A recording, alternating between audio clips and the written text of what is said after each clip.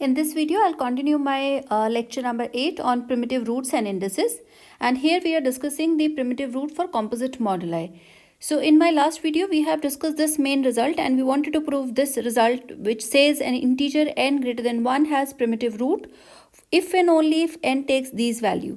And to prove this theorem, we have split this into many theorems, small corollaries and lemma. And till now we have proved this theorem number 1, which says that for k greater than or equal to 3, the integer 2 to the power k has no primitive root. Theorem 2 says if GCD of mn is equal to 1, then the integer mn has no primitive root, and hence based on this theorem we got these two corollaries. So the first and second corollary follows obviously, because if n is divisible by 2 odd primes, so it is a product of 2 odd primes, considering we are taking 2 odd primes, so the GCD of 2 odd primes is 1, and hence this theorem can be applied and so will not have a primitive root.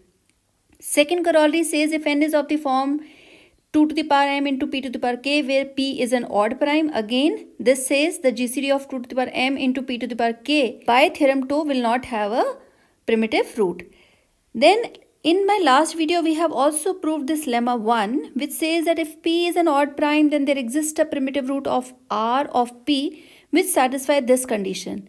So whenever we say that r is a primitive root of p, this means r raised to power phi p is congruent to 1 modulo p, and phi p is the order of r also.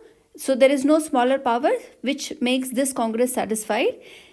Then r raised to power p minus 1 is not congruent to 1 modulo p square.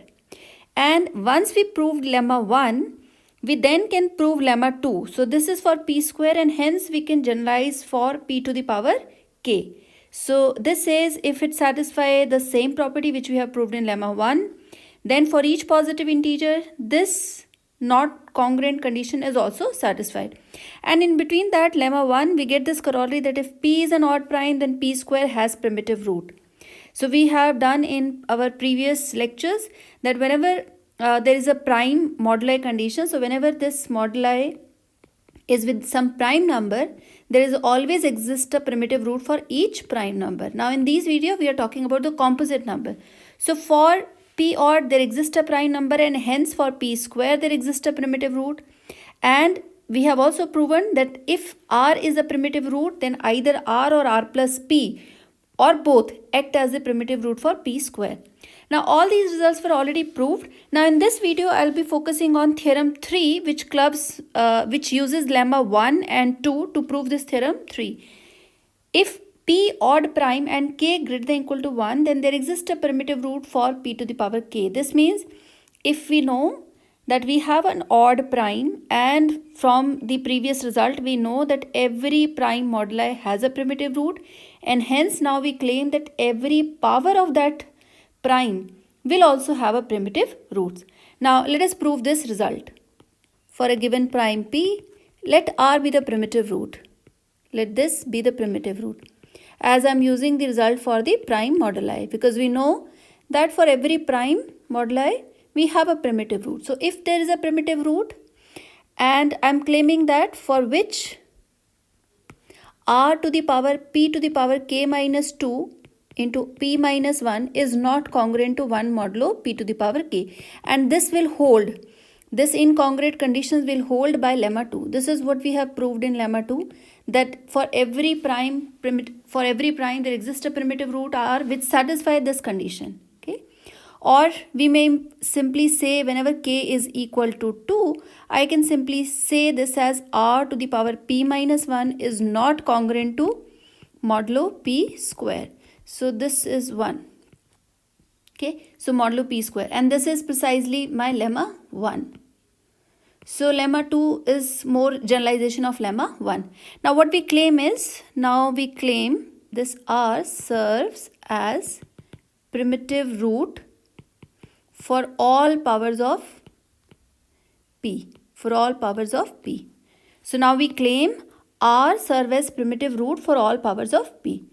So let n be order of r moduli p to the power k. If it is order, this means r to the power n must be congruent to 1 moduli p to the power k. This should hold for every k greater than or equal to 1. and we know that order of r, okay, order of r divides phi of p to the power k. So this always divide, because this condition will also hold that r raised to power phi of p to the power k is going to be congruent to 1 modulo p to the power k. This is what we are doing as a claim. So this is our claim, that r act as the primitive root of for all powers of p. This means this should hold. And we are saying that n is the order of this. So this means order must divide phi p to the power k. This means order is, we have taken order as n. So this means n divides phi of p to the power k. And what is phi of p to the power k? By formula, this is p to the power k minus 1 into p minus 1. This implies n must divide p to the power k minus 1 into p minus 1.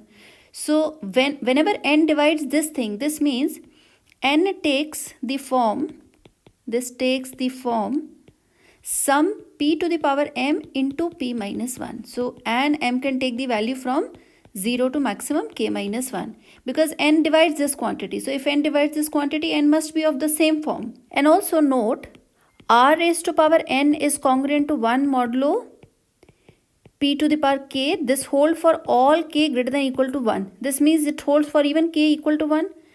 This implies r raised to power n is congruent to 1 modulo p. This will also hold. And we also know that r is a primitive root of p, which we are trying to say that this would be the primitive root for all powers of p also. But r is a primitive root of p. This means r raised to power p minus 1 is congruent to 1 modulo p. This will always hold. Okay, so this is nothing but this is phi p. And here we say that r raised to power n is congruent to 1 modulo p. So this means p minus 1 is the smallest power, which makes this quantity congruent to equal to 1. This implies p minus 1 divides n. So the same, in this case, whenever r acts as the primitive root of p, so this means order of r is p minus 1 from this result. And here we are saying that r raised to power n is congruent to 1 modulo p. So this implies p minus 1 divides n.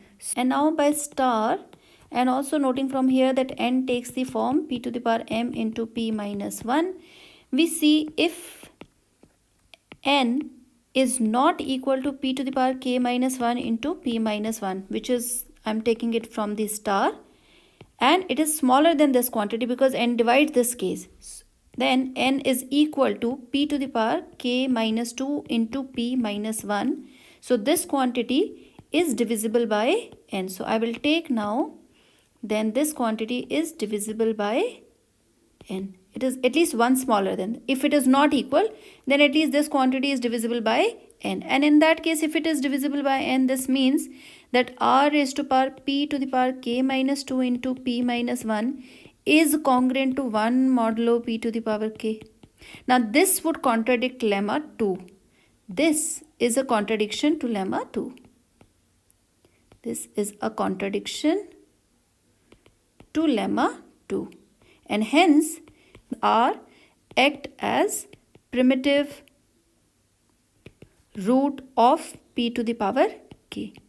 That proves our theorem. Now this gives us rise to this corollary that there are primitive roots for 2 times p to the power k, where p is an odd prime and k greater than or equal to 1. So to prove this corollary, let r be the primitive root of p, this be the primitive root of p to the power k. So because for every prime, if there, let r be the primitive root of p to the power k, and I'm going to take r as odd. So we can take this r as odd, because if r is even, then r plus p also act as a primitive root, and r plus p is then odd. So this will become odd. So this is also a primitive root. So we have already done that in the corollaries of the previous theorem. This also acts as primitive root. So basically, whether we take this quantity as even or odd, ultimately this quantity is further r dash, which is even. And also, whenever we want to consider that r is a primitive root of this quantity, so that we can apply now GCD of that primitive root r and 2 times p to the power k. This should be 1. So if this is the primitive root and we want to find in the moduli condition 2 times p to the power k, so the GCD should be 1. And if r is even, so this would contradict this condition. So we'll consider here by default that r is odd. Also, order of R moduli 2 to the power k must divide phi of 2 to p का k. So say order is n, say order of R is n, then n must divide phi of 2 times p to the power k, and by definition we know what is this. This implies this is phi of 2 into phi of p to the power k, which means this quantity is n divides phi 2 is 1, so this is phi p to the power k, so this will divide phi p to the power k. So let's keep this quantity as 1. And on the other hand, we know that r raised to power n is congruent to 1 modulo 2 times p to the power k. This whole, because we have said that order is n, this implies r raised to power n is congruent to 1 modulo p to the power k. Why is that? Because the r act as a primitive root of p to the power k, and r is primitive root of p to the power k, and on this side we have taken that r raised to power n is congruent to 1 modulo p to the power k, because the GCD of 2 and p to the power k is 1, so we can write down this congruence also. And from here we say r raised to power phi of p to the power k is also congruent to 1 modulo p to the power k. So we can again apply this must divide this quantity, because the order, now this acts as the order and this is now the power, so this means phi of p to the power k divides n. Now this is equation number 2, this is equation number 1. From 1 and 2, we again get n is nothing but n is phi of p to the power k, which means this is same as phi of twice of p to the power k, because phi 2 is 1 only, so we can write this quantity as same, and hence 2 times p to the power k also have a primitive root, and r act as a primitive root for 2 times p to the power k. R act as primitive root of 2 times p to the power k. Now let us write down this again a remark, and we'll see for which quantities, for which composite moduli we have the primitive root. So let us consider n which is greater than 1, and what is the most general form of any integer in terms of the prime factorization is this. Let me to write it as 2 times to the power k1, and this is p2 k2 up till tr kr, and we consider that all pi's are odd and each ki is greater than or equal to 0, and here I varies from 2 to r, and let me to call this as kj, and j varies from 1 to r. Okay, now there are a possibility that n is of the form 2. In that case, n is only integer which is 2, now which is simply a prime number, and for this there exists a primitive root. So yes, there exists a primitive root, so I am putting a tick mark, primitive root. Okay, and here k1 is equal to 1 and all the other quantities I have considered as 0. Now what else possibility that we have 2 square, that is 4. Yes, for this also there exists a primitive root. If n is 2 to the power k and k is greater than or equal to 3, we have proved that there is no primitive root for such number. There is no primitive roots for this. So this is by theorem 1. So this is, we have proved theorem 1 in my last video, and also here we have mentioned the theorem number. This is theorem 1, that for any integer n of the type 2 to the power k, it has no primitive root. Then the possibility is that it is a product of 2 times 1 more prime. So say for example it is p2 to the power k2, and we have just proved that yes, this also have a primitive root, and if there is one more primitive prime p2 and then p3, let's include one more prime. Now this is a product of 2 primes and whose GCD is 1. So then by theorem 2, again whenever m and n have GCD as 1 and m is greater than 2 and n is greater than 2, then mn has no primitive root. So this is also we have proved this has no primitive root. So whenever n is divisible by such number, this will also not have any primitive root. Then for the other quantities, now this means what else cases we can have. So for any number of primes, if we keep on adding in this, they will not have a primitive root. So no primitive root in this sort of prime representation. What else do we have left out is only now the possibility is, or we may have again now 2 to some more powers of ki's into the product of the prime. So all these options now will exclude, and these will not have a primitive root by the last theorem. So this will hold, this will have a primitive root by last theorem, that we have done here, which is theorem number 3. And we have also proved whenever n is of the form single prime to the power k have primitive root, this also have primitive root. And to prove that, we have done lemma 1 and lemma 2, and we have done the theorem number 3. So this is also by theorem number 3, and this 2 times p to the power k is theorem number 3, and this was actually the corollary of theorem 3. So that is enough to show that if you take any number in any canonical representation, but if we look closely, only options which are left out for the primitive root is when n is equal to 2, when n is equal to 4, when n is equal to 2 times p to the power k, or it is simply prime to the power some, or it is simply the power of some prime number. Only for these values we will have a primitive root. Let's take this example which asks find a primitive root for any integer of the form 17 to the power k. So because it is prime, so here p is 17, and if we want to find all primitive root for this type of the quantity where k is greater than or equal to 1. So this means this is 17 to the power k. So the first thing is we need to find out all primitive root for, so first thing is find primitive root for 17.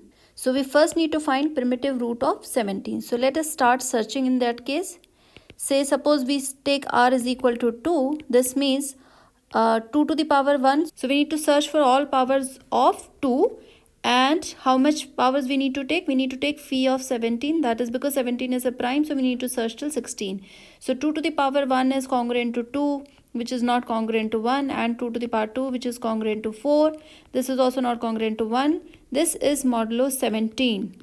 So keep on finding like this modulo 17, and we continue. We see 2 to the power 4. This is 16, which is congruent to minus 1 modulo 17. And we move ahead. We'll see 2 to the power 8 is congruent to 1. So I'm sure in between we can find out. So you keep on finding all these quantities, 2 to the power 7 and so on. And we see that 2 to the power 8 is congruent to 1 modulo this. So this means here, this implies order of 2 is 8. Okay, and this is not equal to phi 17. So 2 is not a primitive root. Now let us search for another one number. So search for r is equal to 3. And if we take r is equal to 3, this means I need to search for 3 to the power 1, 3 square, and 3 cube, and so on. So keep on searching, and we'll find all these numbers are not congruent to 1. Okay, all these numbers are not congruent to 1 up till 3 raised to power 16 comes out to be congruent to 1 modulo 17. Okay, we need to search for all power. We can reduce these power searching if we find that d divides this quantity which is in the moduli condition. But in this case, because it is a prime, so all the numbers need to be searched out, and hence 3 is a primitive root of 17. 3 is a primitive root of 17. And also because we want to now reach to all powers, so we need to check the first condition, which is by lemma 1. Lemma 1 says if r is a primitive root of 17, and we say that r raised to power p minus 1 is not congruent to 1 modulo p square, modulo 17 square, then r act as the primitive root, for p to the power k. That means in this case it is 17 to the power k. So I need to now check this quantity. So we will see here 3 raised to power 16. So 3 is a primitive root of 17, which is fine. And if I can check 3 raised to power 16 is not congruent to 1 modulo 17 square, which is true. We can verify that 3 raised to power 16 is not congruent to 1. by the repeated applications of the congruences. This implies 3 is a primitive root. This is primitive root of 17 to the power k for all k greater than equal to 1. So that acts as a primitive root for 17 to the power k.